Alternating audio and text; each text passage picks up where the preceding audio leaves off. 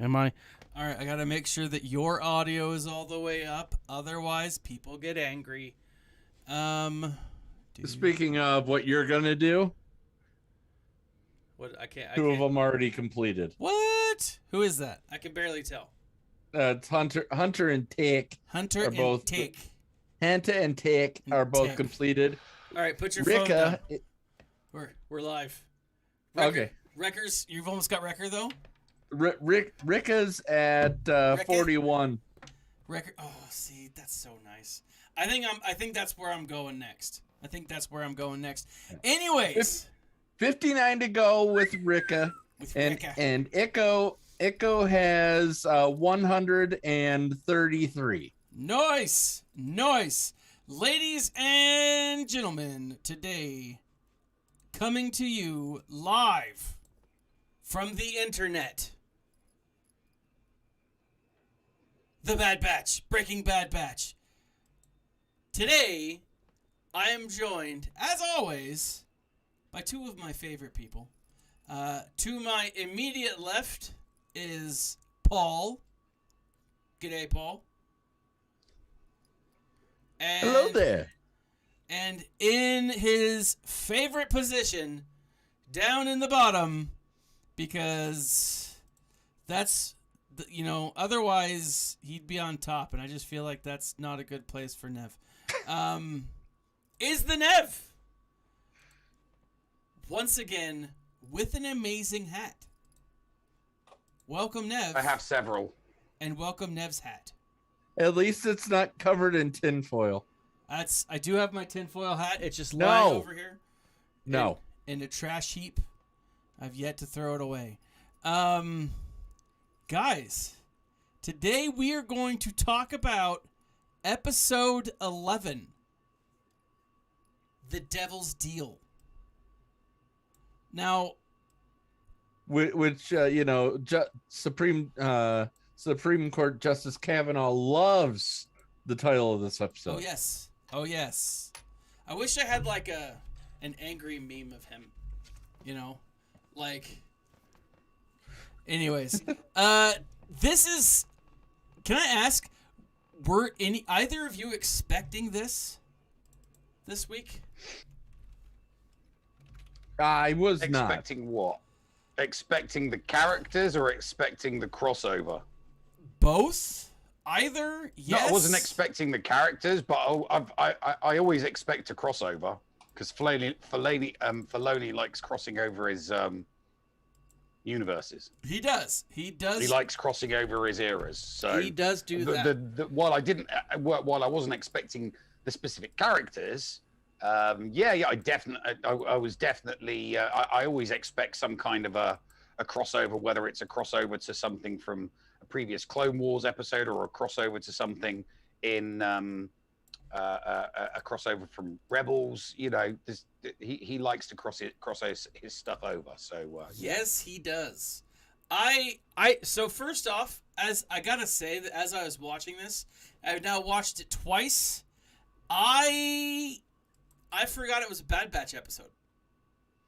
I was so enthralled. It's not a very Bad Batch episode, is it? No, it is not a Bad Batch heavy episode. But I was so enthralled with the episode that didn't bother me at all. Like, I was very excited about it. Anyways, all right, so today, we are going to talk about the Devil's Deal. Now, this episode starts off on Ryloth, and you have Chubby McChubbers. I almost called him Lor Santeca. The Rylothian senator is trying to get the Empire to feel cozy. And who's in the background? None other than Cham Syndulla. Right? Now, this is awesome. This was such a cool episode for me because we'll get into it a little bit later, but Cham is a great character, but Cham is obviously the father of Hera, right? Hera Syndulla, rebel pilot, one of the key members. I would almost say a key figure in the formation of the rebellion, right? One of her, I mean, definitely not one of like the major ones, but she was out looking for other rebel cells, other rebellious people to fight against the Empire, right? Whoa. Her uncle's not a rebel. He's an evil, horrible person. Hera? Not Hera, her uncle. Who was her uncle? The guy that's like, oh, I'll let you fly, while he takes her on a run to go and get guns. I mean, I'm sorry, but you don't put a kid in a position like that. It's wrong. Obviously, that's like deeply wrong. Obviously, you've not watched enough of the Dukes of Hazzard, because I'm pretty sure that's the exact premise of that show. Right? The Syndulla boys are getting in trouble again. They're getting in trouble again. So, again, yeah, not a great adult moment for... Terrible role model. Terrible role model. Terrible role model. Terrible. And again... He should be happy. He should be happy on his planet. He's got peace. He should give up all of his guns, and he should be happy and content to be ruled over. Hold on. Nev, I feel like you're channeling something else here. Might possibly. I might just be a little. I might just have. There might just be a little bit of saltiness in me because of what happened earlier on today. I won't. I'll ask you after the show just to keep it on track. But I was. I got sports ball. That's all I'm gonna say. Sports ball. Sports ball. Oh. You can hit if you've got that. If you can hit that tangent alert if you like. I'm all right. Let's do it. Let's hit the tangent alert. Nev, the tangent is yours. What happened today? I'm sorry. I had to. European Cup final and England versus Italy. Everybody was hopeful, and the easiest analogy, it was like the match, and England's performance was like your first date, and you get to go all the way with the hot chick, but it's all over in 2 minutes, and the date ends up feeling a little bit disappointing. Kind of like the McGregor fight last night. Yeah. Oh, was that disappointing as well? Was it? Yeah. It was very disappointing. Although there you go. So that's why I'm a little salty. That's why I'm a little salty. Okay. So I'm throwing I'm gonna throw a lot of reverse salt on this episode. All right, because as you were going through, you're saying like, give up the guns and let us rule over you. I was like, what politically happened today that Nev is up in arms about? Get it? Up in arms. I see where you went with that. I see where you went with that. Okay, so yeah. So I gotta say, there was a lot of little things within this story that I absolutely cherished. Right, when Hera's mom, I don't actually remember her name, but Cham's wife is talking about like, hey, we knew that the day would come that we would stop fighting, that we would be winners, that we'd be victorious over this, and we would have peace. And Cham's wife is like, and again, I apologize for not knowing her name, is like, yes, but is the peace at what cost? Right? Yeah, damn those nasty Twi'leks that want to, rule themselves, defend themselves and protect themselves. They don't need to do that. Yeah. Just let the government do it. The government is, wonderful and benevolent, and they're going to take care of them all. They're not going to be nasty, or they couldn't possibly turn out nasty or evil in any way, shape, or form. Yeah. No, it's not going to happen. Never going to happen. But like, again, what was interesting is, first off, Sorry. I was not expecting Ryloth. Okay? I wasn't. So when, hi from Costa Rica, Hans Omar von Harold Duarte, welcome. I was not expecting Ryloth. And so when I see the Rylothi are sitting there chanting Cam Syndulla, the freedom fighter, the man who brought essentially peace to Ryloth, like, I was, yes! What's going to happen? what really intrigues... We know what's gonna happen. Well, We kind of know what's gonna happen here. We do. And this is me speculating. Let's hit it. But we're going to see the death of Eleni Syndulla, which is her name, by the way. Thank you. We're going to see the death of Eleni Syndulla in the next episode. And, that because we all know that she died, her mother died. And that's what, Yeah. That's what made her run away. That's true. And then Cham, is it Cham or Cam? Cham. That's right. It's because it's CH. I just didn't know. So Cham, I think, will then, carry on the legacy. I loved this, like from start to finish. I watched this twice. I went back and I slow motioned a few different parts. Mm-hmm. Was there a nipple slip or side boob in there? Was there? No, I mean, why else would you be going into slow mo? Twi'lek. Right, okay. No, I will say this here in a moment. Phil Lamar played Orn Frita. I love Phil Lamar. He's awesome. Probably one of my favorite voice actors. If you don't know who Phil Lamar is, he is an amazing actor. He's in Mad TV, but he's also in Futurama. He plays Hermes Conrad in Futurama. He plays in a lot of different things, but a great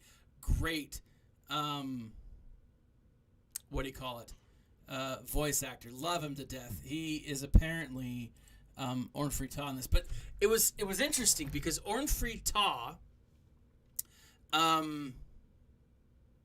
is corrupt, right? He is part of the reason why the Senate eventually goes towards the Empire, or the Galactic Republic goes towards the Empire, because of people like Orn Frita, right? They make bad choices that are great for them, but only line the pockets of their specific agenda, right? No. Government officials lining the pockets of people only. No, you're lying. But let's compare that to what we saw last week with the separatist movement, right? We saw a senator who was willing to risk everything for his people. Yeah. And here we have a senator who's willing to risk nothing to protect himself.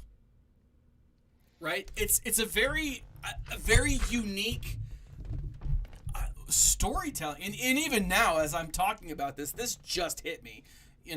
That is so interesting, the way that it showed those two groups, right? And it makes me wonder if the separatists had something, if there was something to it, and then they were just manipulated by Dooku and Palpatine and Sidious, right? Well, I mean, Dooku was very, very good at manipulating people so that he could get what he wanted, wasn't he? Oh yeah, absolutely. Very, very good at it. So, all right. So the premise of the story is we're on Ryloth. Rylothi are giving up their guns because the fight is over.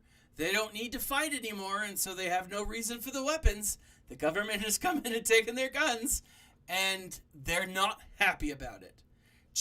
Somebody elected Beto O'Rourke. Which one would Beto be? Would he be Beto would have been the Rylothian senator that convinced everybody to turn in their guns. Yeah, Orn Frita, the big fat guy. Like multi-chinned. Yeah. I mean, yeah, Orn Frita. Yeah. Love it. Fat Rylothian Beto. Fat Beto. He's everywhere, my friends. Anyways, so Beto or Orn decides, hey, look, Cham is a danger. We need to get rid of him Vice Admiral Rampart's like, look, we can't do anything about him. Like, look at the way that he's. Look at this. He hasn't committed a crime and done anything, right? And then his daughter, Hera Syndulla, and her plucky little droid, Chopper, are found outside doing reconnaissance on. She was just relaxing out in the grass. She was just chilling. That's vicious slander there, Thaddeus. I do apologize for my slander against Hera Syndulla. Just because the government says that's what she doesn't mean that's what she was doing. Let me slander. She was just chilling out. Let me slander it a little more. Okay. She's hanging out with a retired military veteran, who has a very foul mouth. Right. Chopper does have a very foul mouth. Chopper. Who was it? It was Run DMV messaged me almost immediately after the episode. We both watched it. He's like, dude, Chopper. He said WTF like 4 times. He's like, I counted, right? And he does. Chopper swears all the time. He is a crotchety old Army vet or Navy vet, who's seen too many things in his service, right? So Chopper and this dangerous droid and this young radical are outside of this newly minted military base collecting data, and they're discovered by stormtroopers. Now, this stormtrooper, and his name is... Oh, crap. You actually have the name? Oh, I have the name. You're talking about the clone trooper. The clone trooper commando. Yeah. So the clone trooper commando. Oh, that's gonna bug me. I had the name earlier, but the clone trooper commando walks up to Cham. He says, "Look, we found your daughter. She was in a restricted area. I'm going to let this go, but don't let it happen again. I'm not going to report it, but don't let it happen again." Now, does this sound like a good soldier following orders? Captain Hauser. Hauser, thank you. This is not a good soldier following orders, gentlemen. This is someone who is unaffected by Order 66. Potentially. I honestly... Because they're a stormtrooper. They're not a clone trooper. That's true. They're a stormtrooper now, not a clone trooper. But he's a clone. Hauser is a clone. Yeah. He's still a clone. So he would still have the chip in him unless it was defective or removed. I mean, he would still have the chip in him, but like a good soldier follows orders, doesn't let that kind of stuff slide, right? So the fact that Hera Syndulla is like let off the hook the first time, not okay. Like, that is not something that he would do. My money is this is going to be one of the few stormtroopers that are going to have an issue with Order 66. Maybe he didn't have to put it into place, right? Because he's on Ryloth. Maybe he didn't have, there weren't any Jedi that he had to fight, right? And maybe he just was like, look, I'm not okay with that. You know, he didn't have to put it in, right? He didn't have to put it in. That sounded dirty. He didn't have to execute Order 66. And now, looking back, he's like, they shouldn't have done that. So, the Bad Batch is going to save him. I'm going to say that in the next episode, that is what we see. The Bad Batch will save Hauser. Was he one of the 3 that was in the Rebels episode? No. Unless Hauser's a last name and he has a different call sign. It was Wolf, Rex, and that guy that just giggled and laughed all the time like a little girl. Yeah. Let's see. Wolf, Rex, Gregor. And I think Gregor was the one that laughed all the time. Yeah, Gregor was the one that laughed all the time. Wolf obviously is the. Oh, he was a clone commando. And then I think Gregor was the one that became. Wasn't he the cook, the fry cook, who he was on that planet, and then like they realized who he was. He had amnesia, but he was just slinging hash. Hash browns. That is, not like weed. Well, I don't know. Hash browns. Oh yeah, on me that like colony. weed. Yeah, Right? Is that the one where the droids had to do something? Yeah, something like that. And yeah. So like he found his arm at the end, and he put it back on, and he disappeared out into the night, right? Probably to sling hash somewhere else across the galaxy, right? I mean, once a fry cook, always a fry cook, right? Deep in your heart of hearts, you got it. But like, I'm feeling that's where this show is going to go, right? The Bad Batch are looking for a reason, right? They want to help, but they just don't know how or even where.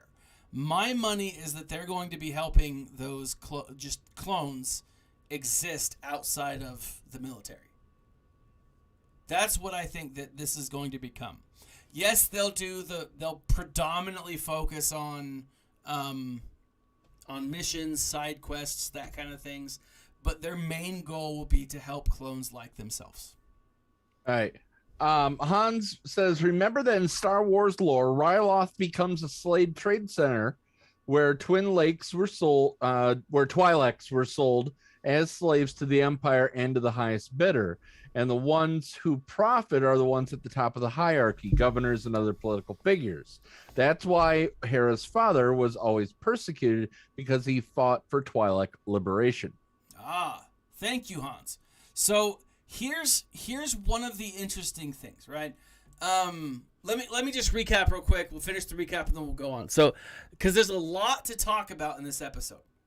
Okay, Hans, I didn't remember that. I do know that Twi'leks obviously became slaves, and part of the slave trade in Star Wars because of the way they move their hips, and obviously side Leku,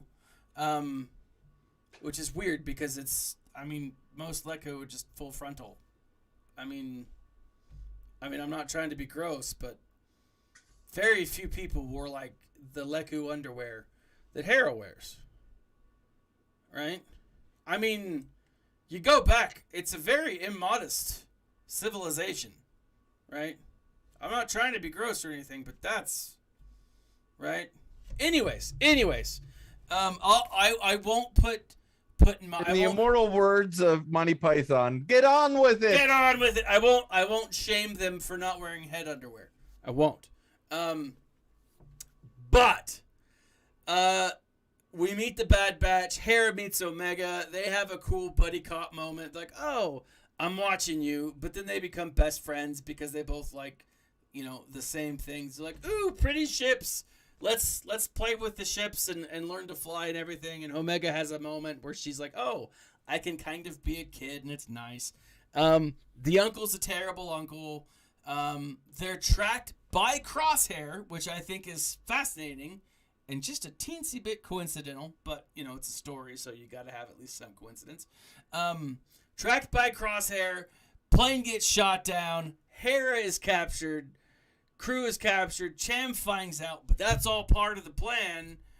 Cham goes and rescues his daughter, only to have Crosshair shoot Orn Free Taw in the freaking temple. And no, he didn't. Oh, he absolutely did. No, he didn't. It was the Twi'leks that did it.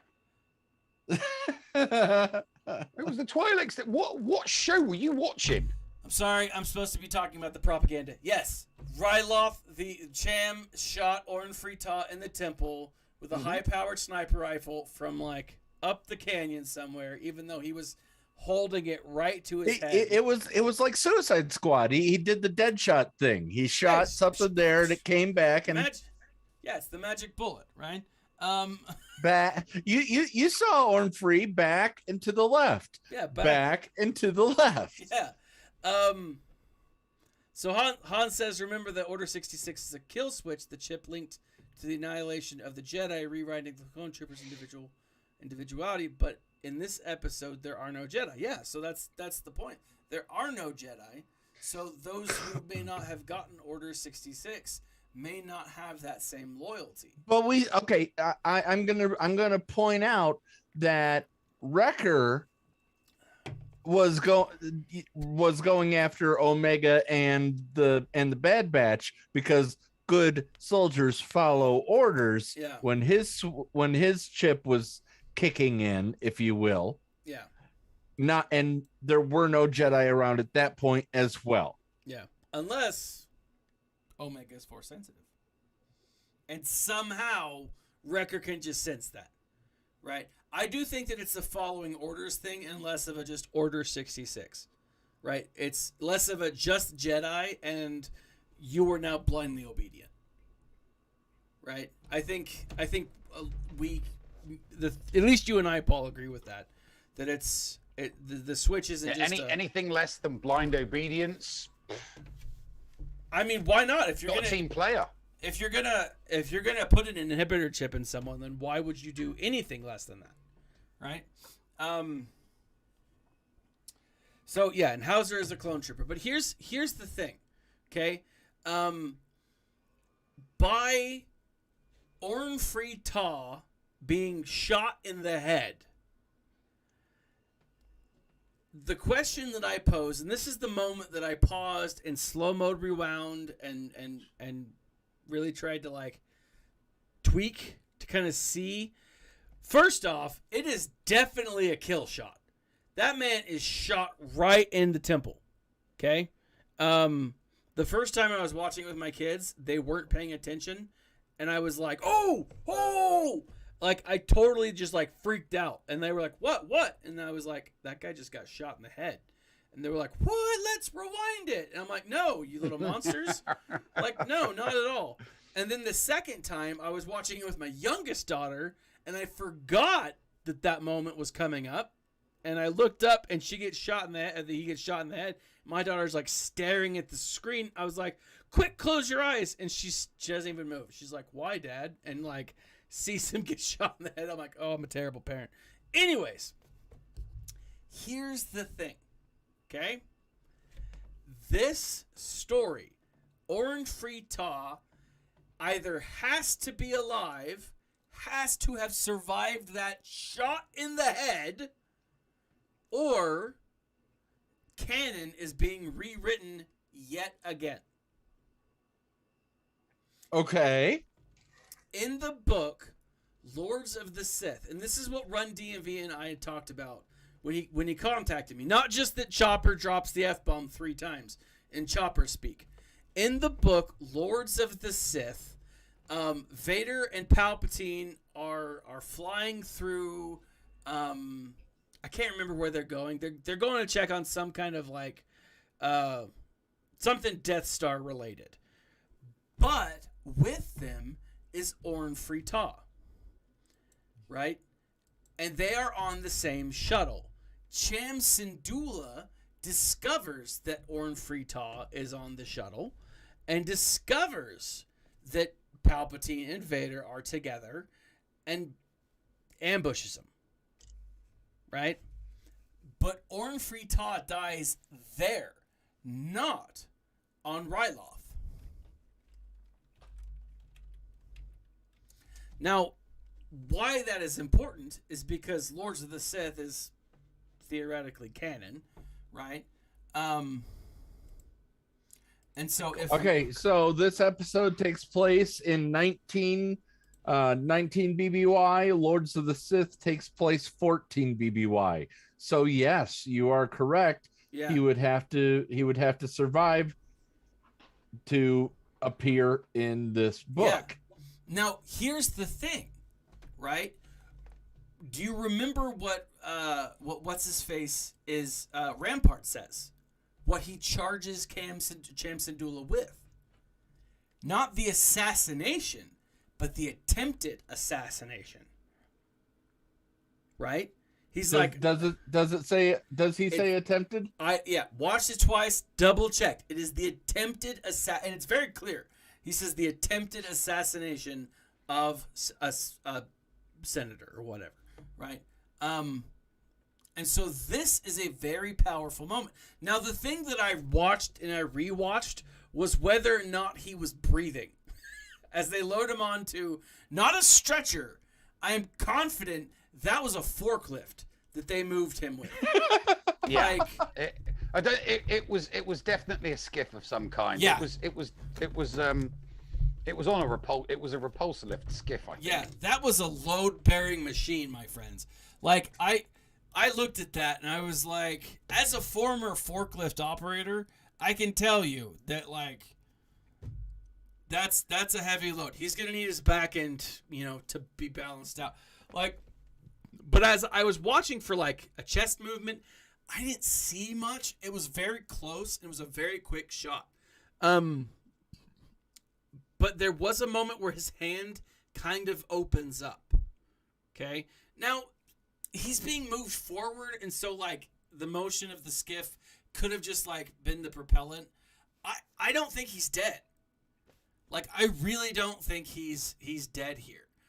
But if he is shot, a lot of that is going to take away from the credibility of Champ Syndulla, right? Like, his hardcore diehard fans, those people that fought with him and loved Champ Syndulla, they're going to continue to fight with him, right? They're going to continue to be there with him.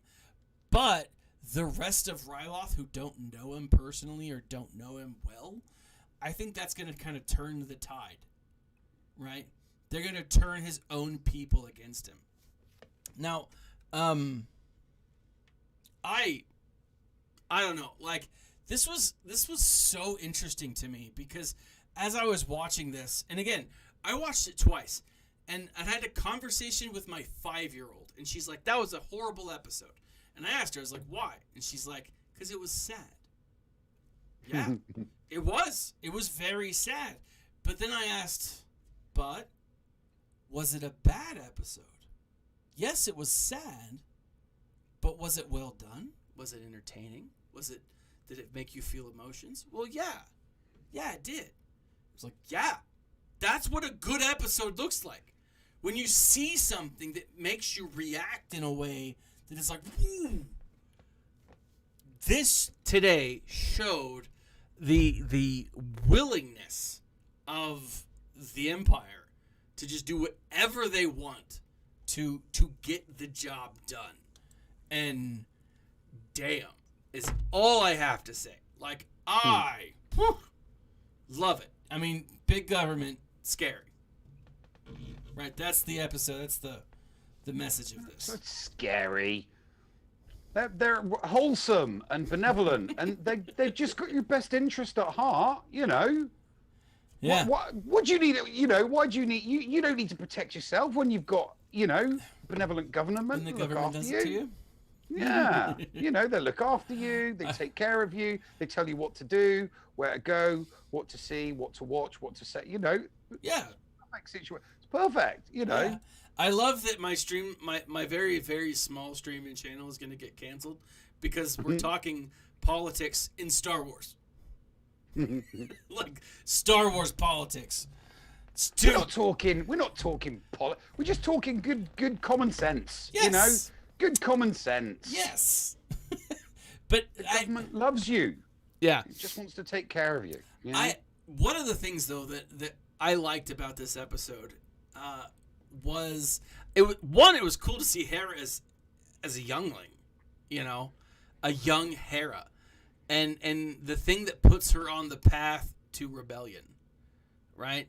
Everything starts somewhere, and here it's starting for her. And after that first moment when she's brought in with the stormtroopers, and they're like, "Look, we're going to let this one slide, but don't let it happen again." He looks at her and he's like, "Look, I'm fighting so that you don't have to, so that you don't grow up in the world that I grew up in, right? That I've been living in." And I just sit back and I'm like, man, that's a good dad.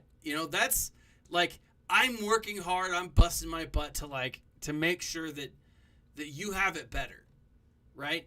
And then when he is confronted with this Orn Free-Taa, he's got the gun to his head, right? And he's like, nope, I'm not going to do it. I'm better than that, right? Oh, that was a powerful moment for me, man. Like, I loved that. I was like, good for you. And then freaking Rampart's like, oh, you fell right into my trap because I'm the Empire. Boom! Orn Free-Taa gets shot in the head. Allegedly. Shot in the head. Allegedly. Allegedly. Allegedly. Allegedly. You know, I would, you know, I'm gonna believe my own eyes, and what I saw was, you know, the guy stood in front of him, attempt to assassinate him. Yeah. You know, by shooting. I didn't see no sniper shot from a rock face. That propaganda. Propaganda. Yes. He shot, instead of shooting straight ahead, the bullet curved far to the right and came straight back at like a 95.5-degree angle and shot Orn Free-Taa right in the head. From the back, somehow. No, so Hans Omar says no. That was Crosshair that shot the governor. That's why the Empire. Yeah, no, Hans not picking up on my. Yeah. Nev is being very sarcastic. Yeah, I'm being very, very sarcastic. He's being facetious. I'm being extremely facetious. This is the most British Nev has ever been on this show. Like, he's upset about. No, I could be more British. I'm sure you could. He's upset about football, and by that I mean soccer, which football. Potato, tomato. Oh, yeah, there you go. See, I can be more British. Nev is a little more British now. All he needs is a pipe. Put the tweet. Well, on. if he pulls out his pipe, you'll get canceled for another reason. Yeah, I will get canceled entirely. Yeah. I'll go full English. Oh, he's full English. He's going going full English. It's the full Monty or full English. The reverse. No. It's the full. It's the what's the not Monty? What am I trying to think of? I love that Nev's wearing a jacket. It's the full Cockney. There we go. Full Cockney. Yes, he's going, which sounds worse than full Monty, right? The full Cockney. I love that Nev's wearing a nice jacket, a blazer, and a tweed hat. Harris tweed. Paris. I'm wearing a poncho. Proper Harris tweed. I'm wearing a poncho. Like, very and I'm wearing different. a Woot shirt. Woot! Imperial. That's awesome, actually.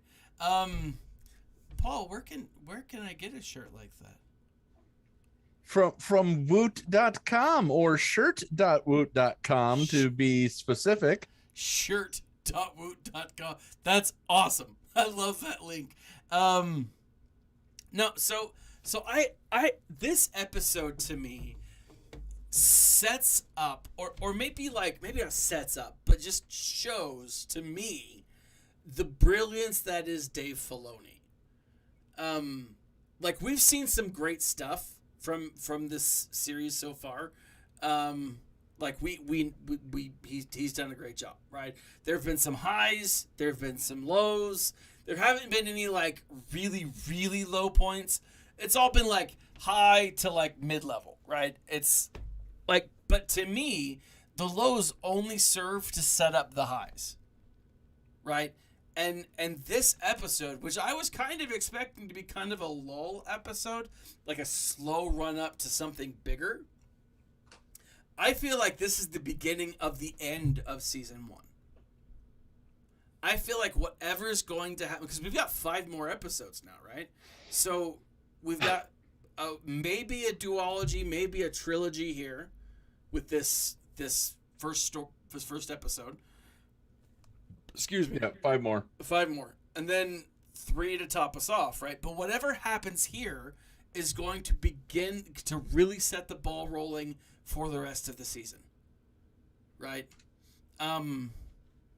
Like, and again, as I mentioned, the creation of a senator in the last episode and a senator in this episode being two completely different types of senators, of the people and actually for the people, right? Versus, you know, separatists and separatists versus like Empire, former Galactic Republic. I just loved it. I loved it. I think Filoni is like right on track with this. So very exciting. Am I wrong? I think you're wrong that it's leading up. That these are all individual stories. Okay.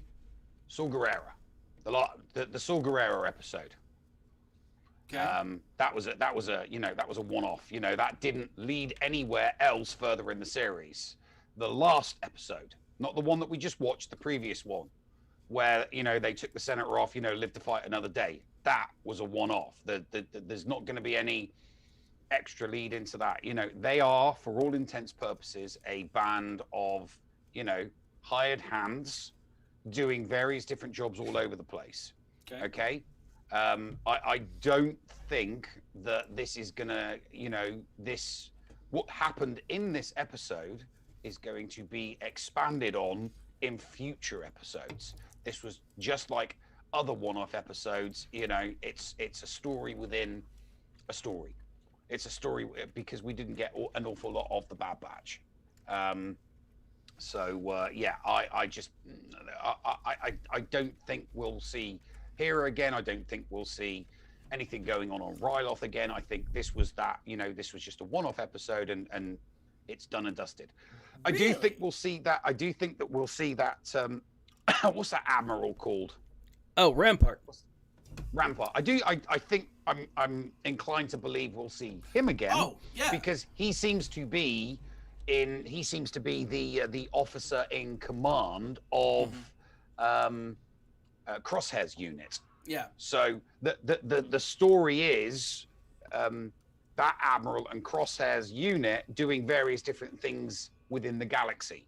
Yeah. And those are the individual. That's then you've got the stories within that story, and obviously Rampart and Crosshair and his unit are, you know, linked to the Bad Batch. But so that's the overarching story, and then we're getting these individual stories like the one with Saw Gerrera, the one with that senator, the separatist senator. We've got this one with the Galactic Republic senator, and I think we'll just continue getting more of those. All right, Paul, do you agree with Dev? I'm gonna save my your thoughts.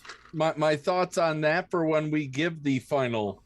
All right, so final part. I'm gonna completely disagree with you, Nev. Like, the way this episode ends, it's like a punch in the gut. It just stops, right?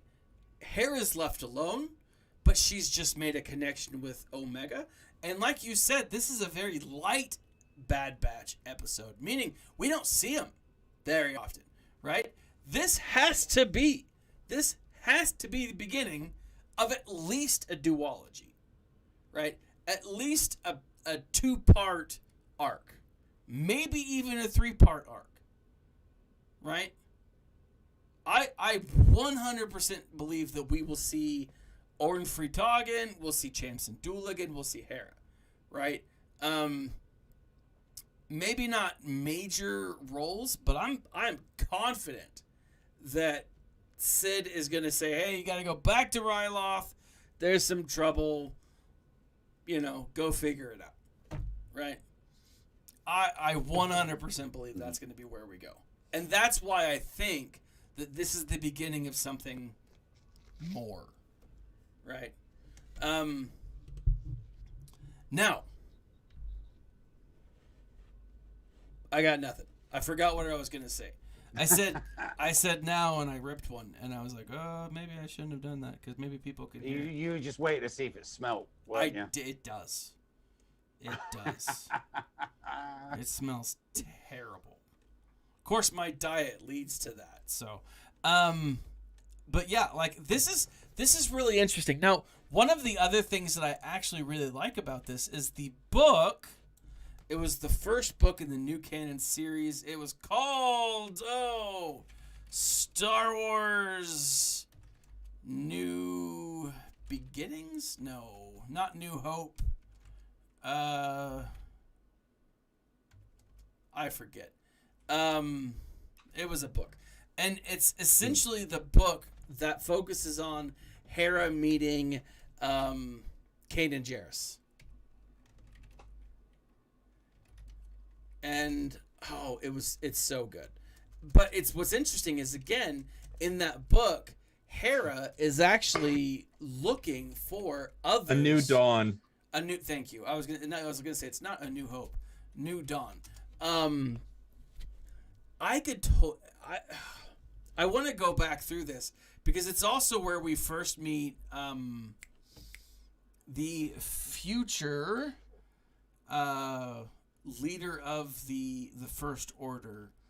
I forget her name. Slate, I think is her name, or Slade. I can't remember. Slade. Yeah. Something to that effect. But I really think that we could start seeing those people start. I don't know. I think there's a lot of stuff around this time frame that exists in canon that's going to start getting tweaked a little bit. I don't know. Paul, what are anything to add? We ready to do our review? I think we're ready to do. Well, I think let's do the review because I think we've been hitting it for about 46 minutes. I think it was as much as I love Rebels, as much as I love Chopper and Hera, as much as I have loved this episode is the start of the Martez Sisters Bad Batch edition. I'm sorry.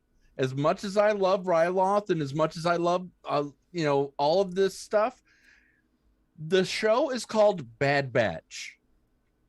We saw them make a cameo in their own damn show. Yeah, they made a cameo in their own damn show. We did not see, this was not about the Bad Batch. This was a Martez Sisters level episode. Agreed. 2 out of 5. Oh, okay. All right. Nev? I will give it I'll give it a 3 for story, but I'm taking 2 away for content. Oh, punch in the heart. Because the story was great. Yes. I think I thoroughly enjoyed the story, but I got to agree with Paul. It's the Bad Batch, and they were a cameo in their own show. You know, if you're sat down and you're watching a TV show, right? Okay. If you're watching Loki or if you're watching Avengers, and you don't get the Avengers and you don't get Loki, you get somebody else. It's like, I thought I was watching the Avengers, thought I was watching Loki. You sat down as a kid and you're watching the A-Team in the 80s, right? And the A-Team shows up for 2 minutes in an episode, and you're like, where's the A-Team? Where's BA? I expected to see BA, beat someone up. So you expect Wrecker to do some comedy relief. You expect Tech to say something, smart and intelligent. You expect, Hunter to, scowl at Omega for doing something wrong. There was none of that in this episode. Okay, they got out, they gave them some guns, and then they got back on their ship and flew away. There was a little bit. So good story, poor content. Okay. So I'm going to say that in this episode, if you're looking at it through that lens, okay, you're probably right. As a Bad Batch episode, it was lacking in Bad Batch content, right? It was. But it was still a great story. I'm not faltering the story. I'm criticizing the content. That's all. As a Star Wars story, for me, 5. Hands down, 5. As a Star Wars story, I thought it was great. But the reason I think that it's great this is the opening salvo in my mind. I am with Paul that this is the first of a Martez Sisters series, right? This is going to be Dave Filoni exploring Hera Syndulla's beginnings using Bad Batch as a narrative tool, a narrative device, right? We're going to see Hera's beginnings here, right here. This is the first of a 3-part episode. And as such, it is okay, right? I say it's okay. I thought it was great. I did. Because I'm looking at it as the first act of 3. And if this is just the first act, I think it sets up everything. Now, if this is not, and Nev is right, and we move on to something totally different, I will, in retrospect, change my opinion. Now, as a Bad Batch episode, I'll drop it down. I'll drop it down because it was lacking in Bad Batch, and I'll give it a 3 because it was good. It was a good. This was Clone Wars season 8. No. Yeah, no, that's a perfect analogy. It was a Clone Wars. This was a Clone Wars season 8 episode. It was not a Bad Batch episode. The Bad Batch got more time in the episodes that they cameoed in Clone Wars than their own bloody show. That's valid. That's entirely valid. This probably could have and or should have been one of the Clone Wars season 8 episodes. That they should have done like a small 4-episode season of Clone Wars. Yeah. And dropped it in at this point, alternating weeks. You know, here's a Clone Wars episode, here's a Bad Batch episode, here's a Clone Wars episode, here's a Bad Batch episode. You get Star Wars each week, but it's not, you know. All right. And that's with that being said, I agree. I do. I loved it though. I loved this episode.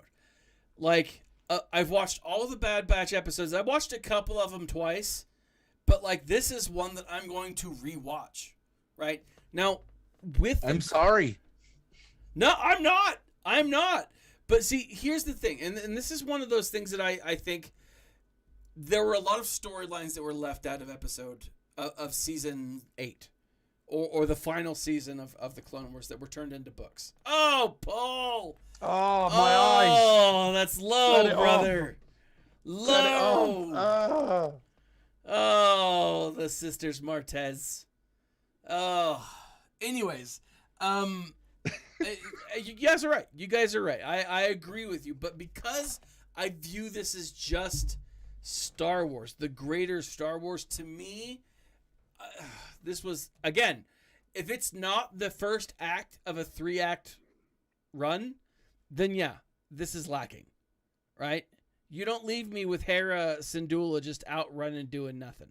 You know, you don't leave me with, Cham and his mom and his wife being carted away by Crosshair and the like, right? That's not right. That you set something up, I expect it to be responded to, right? And that's my expectations for the next 2 in episode 2 and episode 3 of what I'm deeming the Hera connection, right? And we know where Hera gets her good looks from now because her mom is hot. Yeah, like she's a handsome Twi'lek. Her mom is hot. Yes. Again, and we also need a Hera's mom song now. Hera's mom's got it going. Anyways, I liked it. I really did. I thought this was a good episode. So Paul says 2, Nev says 3. 3. You already said 3. I did say 3. I'll stick with 3. I want to give it a 5. Backs. I do. I want to give it a 5. But based on, listening to what you guys said, based on our logic, I see your argument. And reasoning. And again, 1 or 0 is the lowest we can go. 5 is the highest we can go. A 3 is a solid, good episode. There are things that are wrong with it. According to Starwars.fandom.com,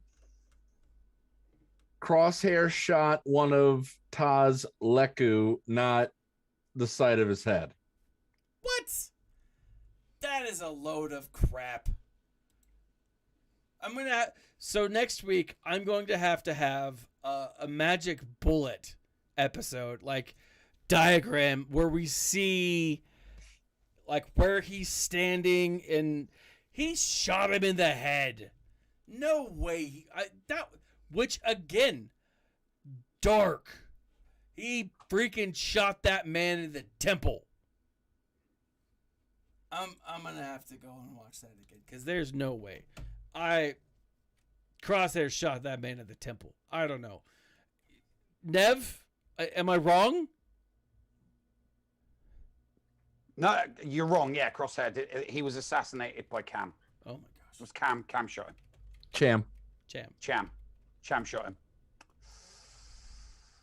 So are you saying Cham shot first? I don't need to believe my eyes. I don't need to believe my eyes. The government told me, the benevolent government told the Galactic me. Empire. The Galactic Empire told me that Cham, the assassination attempt came from Cham. So that's good enough for me. Don't need to believe my eyes at all. Yeah. All right. My eyes were playing tricks on me. Nev is just a pawn of the government. The Galactic Empire. Galactic Empire. I need to make Galactic that clear. Empire. Beto, Orn Free They know best. Orn Free was not assassinated. He was attempted to be assassination. The attempted assassination of Orn Free. Oh, apparently that's not a Google thing. I can. No, it's not there. Probably because Google is run by the Galactic Empire. Yeah, I wouldn't put the word assassination in a Google search because that'll show up on Echelon, mate. Okay. Not unless you're using a VPN. Incognito mode doesn't work either. It still gets picked up by Echelon. What's Echelon? You need to use a VPN.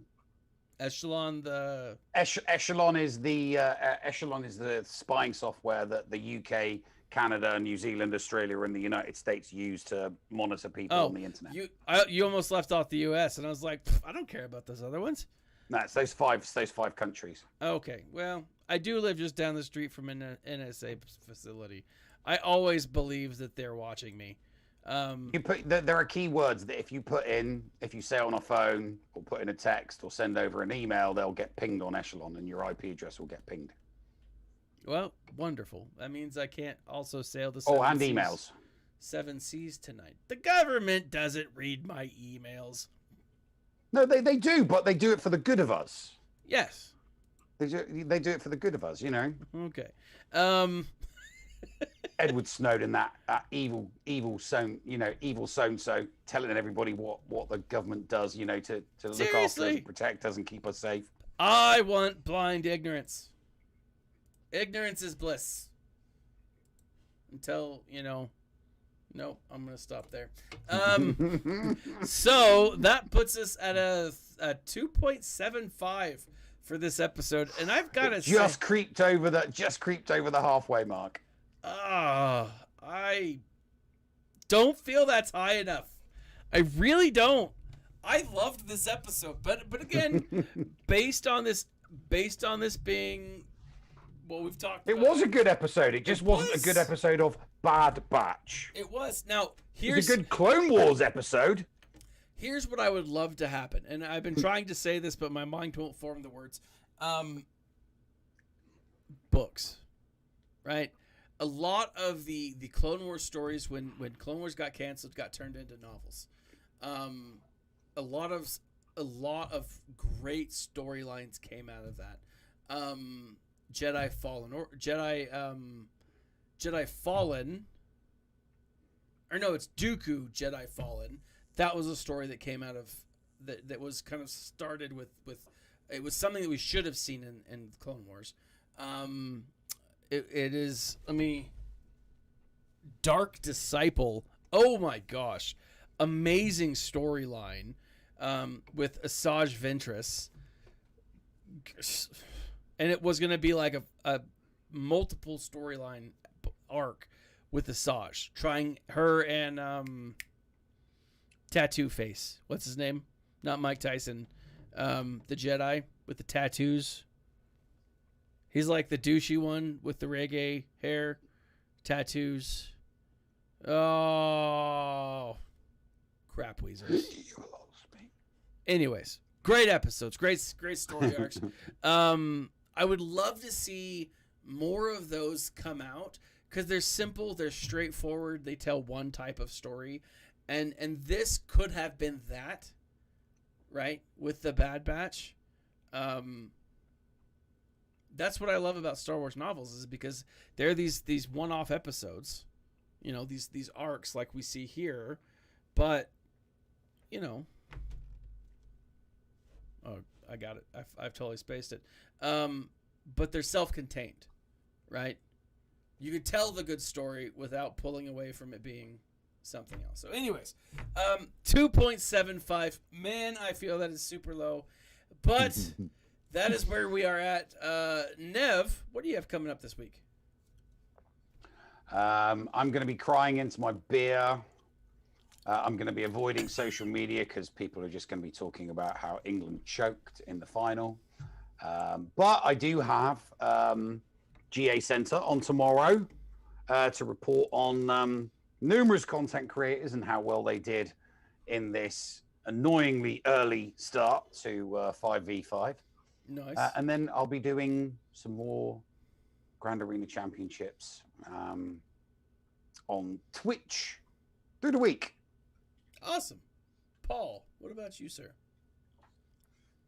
We went from 50% to 69.8% of Lego Star Wars, the complete saga, which was the 2008 release, 2007 release.